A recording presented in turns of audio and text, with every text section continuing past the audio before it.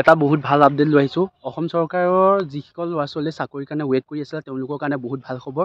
আৰু ইতিমধ্যে আমাৰ অফিচিয়েলি নটিফিকেশ্যন আহি গ'ল, যিটো আমাৰ স্বাস্থ্য বিভাগত বহুত পদ ওলাইছে আৰু বেছি দিন এপ্লাই নহয়, যিহেতু 10 দিন এপ্লাই সময় দিছে। আৰু আপোনালোকৰ 11 ছেপ্টেম্বৰৰ পৰা 22 ছেপ্টেম্বৰলৈকে হ'ব এপ্লাই। আৰু যিমান পাৰে সোনকালে এপ্লাইটো কৰি দিবা। আৰু এইজো সংখ্যা বহুত বেছি দিছে, যিহেতু 18 বছৰৰ পৰা 40 বছৰলৈকে দিছে। আৰু 3টা বিভাগত পোষ্ট মুকলি কৰা হৈছে, যিখিনি গ্ৰেড 3। আৰু যিসকল ল'ৰা ছোৱালীয়ে এপ্লাই কৰিম বুলি ভাবিছা ইতিমধ্যে অতি সোনকালে কৰি দিবা। আৰু বয়সৰ সীমাও যথেষ্ট বেছি।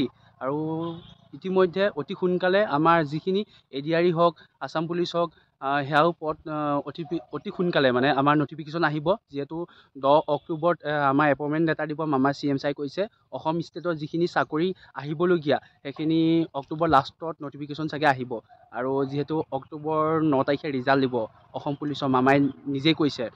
আৰু যিসকলে ৱেইট কৰি আছা অসম ষ্টেটৰ চাকৰিৰ কাৰণে অসম চৰকাৰৰ, তেওঁলোকৰ কাৰণে খুবেই ভাল খবৰ, যিহেতু আমাৰ ইতিমধ্যে নটিফিকেশ্যন আহি গ'ল কালি। আৰু এতিয়া যিমান পাৰে সোনকালে ভিডিঅ'টো শ্বেয়াৰ কৰি দিবা। আৰু আজিলৈ ইমানেই আছিলে। মই তপন, জয় আই অসম।